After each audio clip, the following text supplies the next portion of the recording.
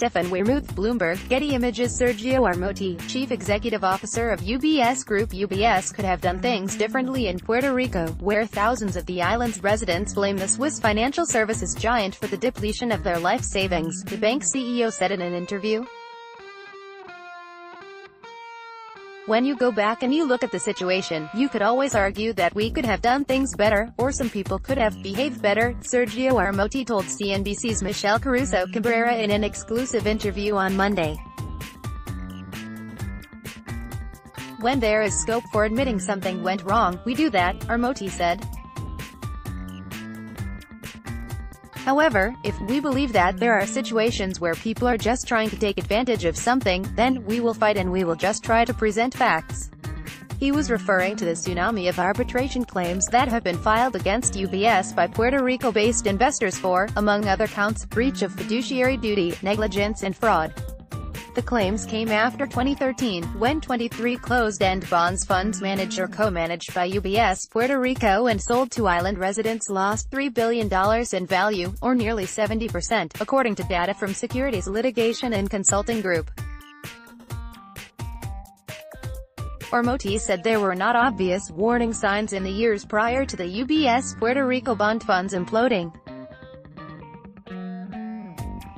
Until 2013, it was very difficult to predict that things could evolve in such a way, Ermotti said. No ratings agencies, nobody was waving their flag about the danger of Puerto Rico. However, a CNBC investigation in December showed that a mere few months after Ermotti took over as CEO in November 2011, it was clear not only to the ratings agencies, but also to UBS, that Puerto Rico's credit was deteriorating. In a research report that UBS issued in January 2012, the firm identified major risks for investors holding the Commonwealth's debt, including the slower-than-anticipated recovery and rising debt burden. The 45-page report recommended conservative investors with concentrated exposure to any single borrower in the municipal market should pursue portfolio diversification. Ermotti says that despite the extremely tumultuous past few years, the financial firm has stayed on the island and is working together with regulators and through arbitration to try and find the best solutions for their clients. We are trying to clearly and constructively find resolutions, Ermotti said. The truth of the matter is we are very committed to Puerto Rico. UBS Puerto Rico is a subsidiary of UBS Americas Financial Services headquartered in Weehawken, New Jersey. At its peak, UBS had the largest wealth management business in Puerto Rico, representing an estimated 20,000 households. By 2012, UBS investors on the island had about $10 billion invested in the bond funds, or roughly 10% of the island's gross domestic product. UBS Puerto Rico has been the primary underwriter of a series of closed-end funds since the mid-1990s. And it managed or co-managed the 23 proprietary closed-end funds that could only be sold to Puerto Rico residents and corporations whose primary place of business is on the island. Through the years 2004 to 2008, the direct and indirect revenue generated by the bond funds accounted for 42% to 53% of UBS Puerto Rico's total revenue. Those profits flowed up the chain to the parent company, UBS AG. The funds had many unique qualities since they were offered in a U.S. territory, rather than a U.S. state. In particular, the bond funds weren't registered with the Securities and Exchange Commission or listed on a U.S. exchange like a typical mainland closed-end fund. This was because of a recently closed legal loophole that previously exempted U.S. territories from the Investment Company Act of 1940. That legislation, among other things, limited the use of leverage and barred certain types of transactions. The exemption allowed the UBS funds in Puerto Rico to be levered in many instances 2-to-1, which was the maximum amount legally allowed by Puerto Rico's securities regulations.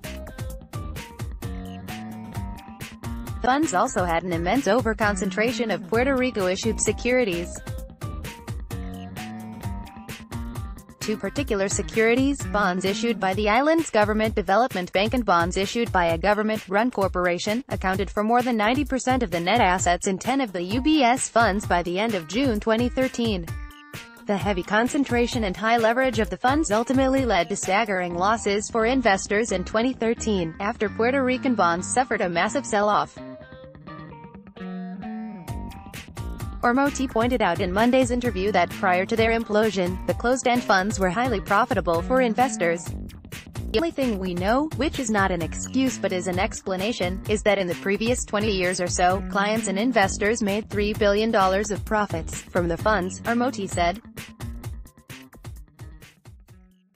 The massive decline in value of the funds led to multiple regulatory inquiries, as well as customer complaints and arbitrations with aggregate claimed damages of $2.5 billion United States dollars, of which claims with aggregate claimed damages of $1.5 billion United States dollars have been resolved through settlements, arbitration or withdrawal of the claim, according to UBS's first quarter 2018 report. The firm settled with the SEC in 2012 for $26.6 million and in 2015 for $15 million. Also in 2015, UBS settled with FINRA, Wall Street's self-policing regulatory agency, for $18.5 million. A year earlier, in 2014, UBS settled with Puerto Rico's local regulator, the Office of the Commissioner of Financial Institutions, for $5.2 million. The regulator's charges included that the firm misrepresented and omitted material facts about the closed-end bond funds to investors and failed to monitor the combination of leverage and concentration levels in customer accounts, according to the settlement documents. UBS Puerto Rico did not admit or deny wrongdoing in any of the settlements. UBS has disclosed in regulatory filings that the Department of Justice is conducting a criminal inquiry into the impermissible reinvestment of the non-purpose loan proceeds, in regard to the Puerto Rico funds. "We are cooperating with the authorities in this inquiry," the filing states.